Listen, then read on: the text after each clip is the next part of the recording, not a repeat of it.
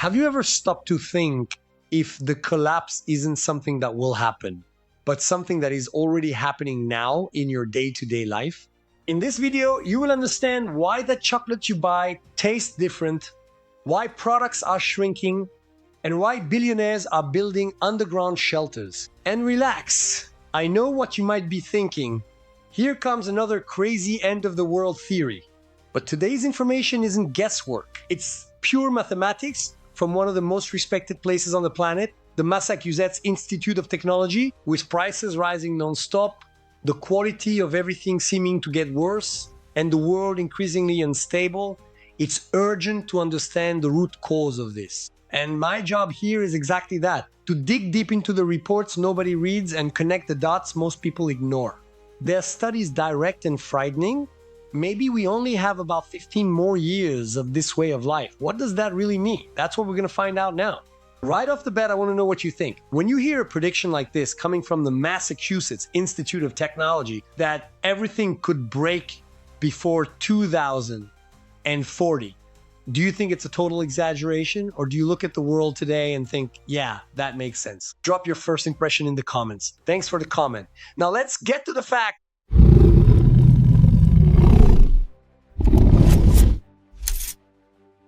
To understand this, we need to go back in time. About 50 years ago, back in 1972, some scientists from that same institute, the Massachusetts Institute of Technology, published a very famous study. The name was The Limits to Growth.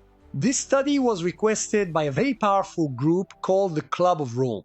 This club is like a group of very important people, owners of big companies, scientists, presidents that got together in 1968 to think about the world's biggest problems and what was going to happen to us in the future.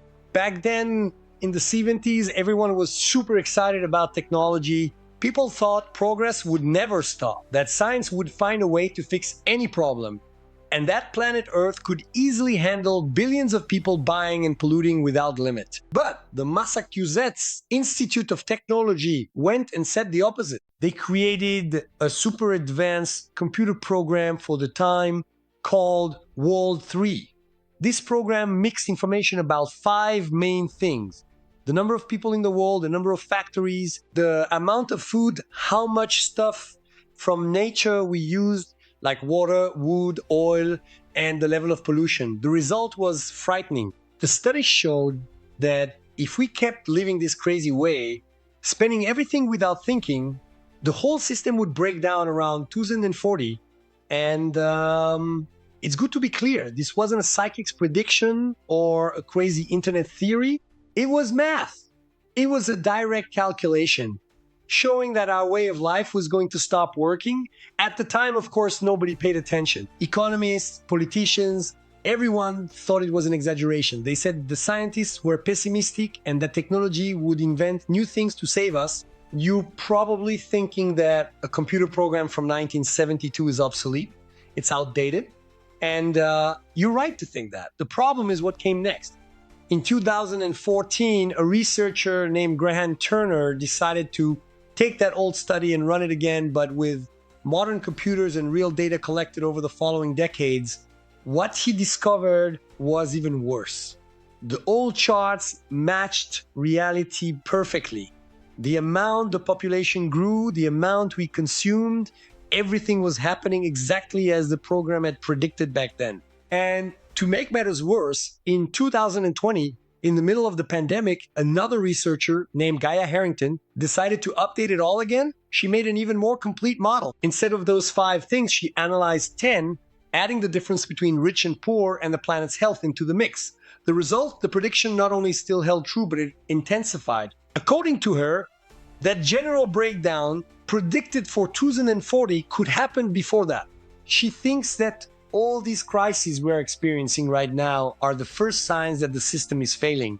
It's crazy to think that a 50-year-old study was so accurate, isn't it? If you also think it's bizarre that this collapse talk isn't a crazy theory, but pure math from the Massachusetts Institute of Technology, and you like it when we bring these truths that nobody wants to talk about, go ahead and leave a like and leave the hype to strengthen this investigation The study shows we've already reached the peak of our growth. From now on, the trend is downhill. But the most important thing to understand is that this breakdown won't be a single event, like a meteor hitting or a world war exploding all at once. It's not like that. The computer program shows it will be one crisis pulling another like a snowball. Think with me. Lack of food makes people revolt.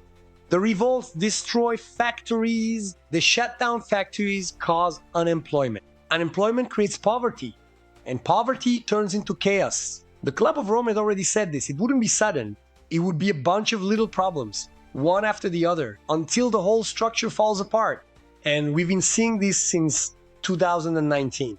First the pandemic, then the prices of everything rising nonstop, then wars in various places, problems delivering products.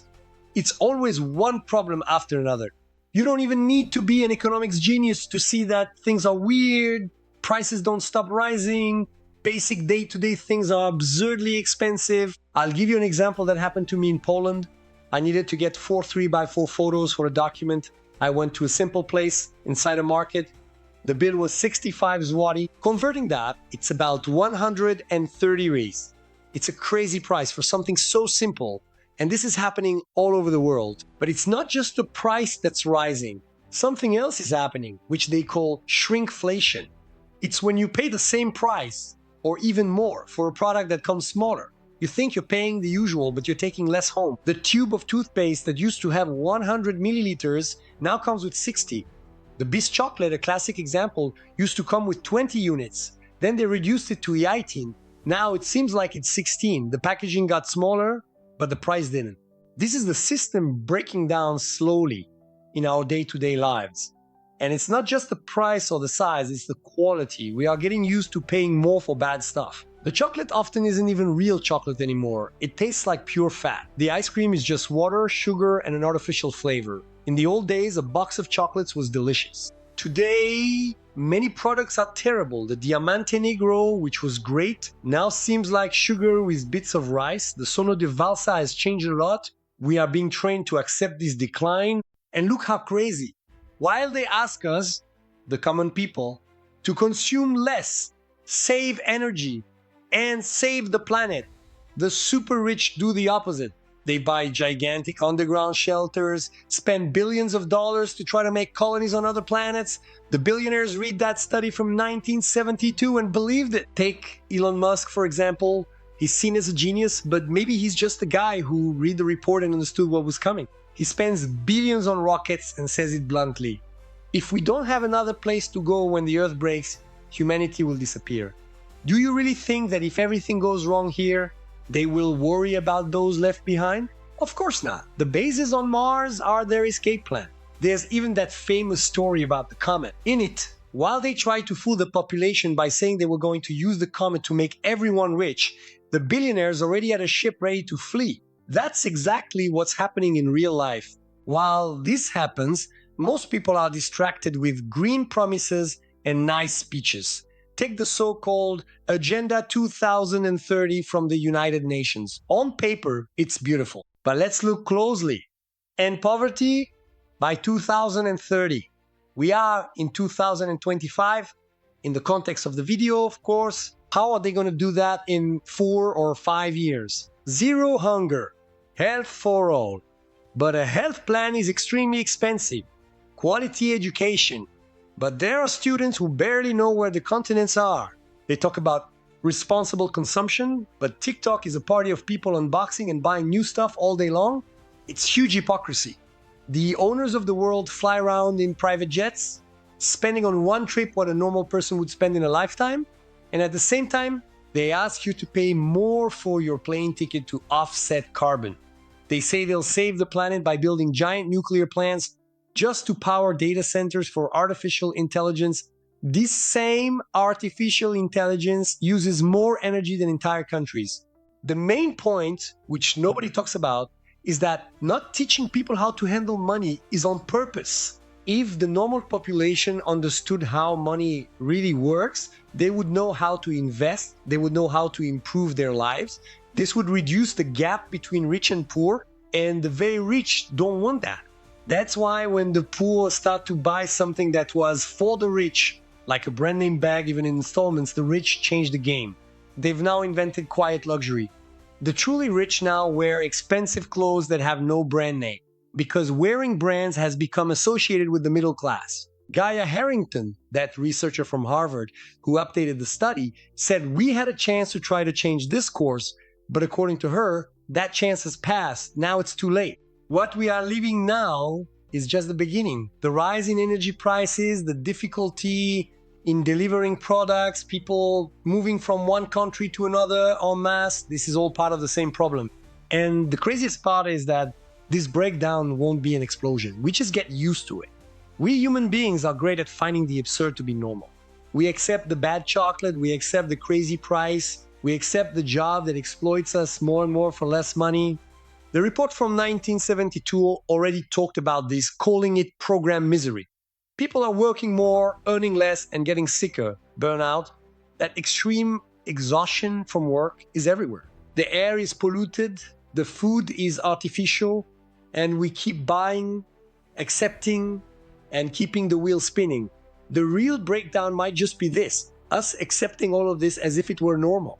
Now that you've seen the full picture from the 1972 study to the bad tasting chocolate, I want to know, what is the sign in your day-to-day life that most proves to you that this program misery is real? Where do you most feel that we are accepting the normal being worse than before? Vent in the comments. I want to read your perspective. And the goal of this channel is exactly that, to not let us accept this program misery as something normal. If you want me to keep digging deep into these subjects, investigating the elite's plans, and showing how the system operates, leave a like and leave the hype so I know you are with me on this.